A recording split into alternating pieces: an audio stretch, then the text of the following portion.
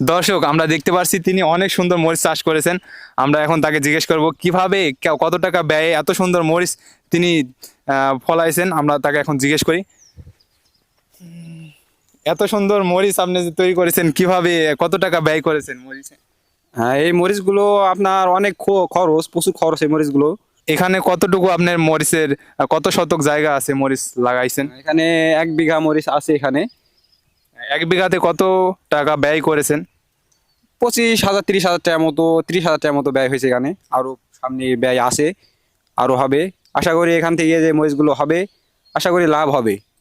না, আশা করি লাভ হবে। এটা তো অনলাইন মালচিং পদ্ধতিতে মরিচ। হ্যাঁ, এটা মালচিং পদ্ধতিতে মরিচ। এটা এই যে বিজলি প্লাস, এটা বিজলি প্লাস মরিচ। এটা ভালো মরিচ, এটা ধরে এবং লাভের আশা এটা থেকে করা যায়।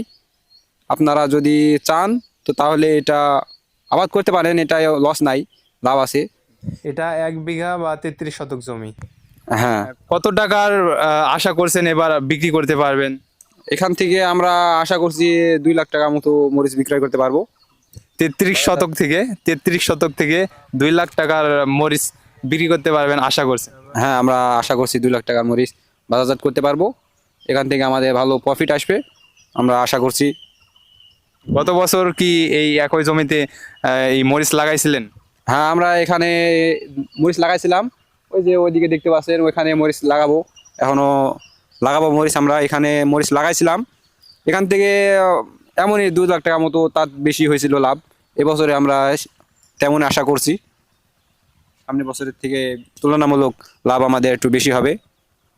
দর্শক আপনারা দেখলেন একজন তরুণ মরিচ চাষি মরিচ চাষ করে অনেকটাই সাফল্য অর্জন করে এবং তিনি মনে করেন এখান থেকে অনেক টাকার মরিচ তিনি বাজারে বিক্রি করতে পারবেন।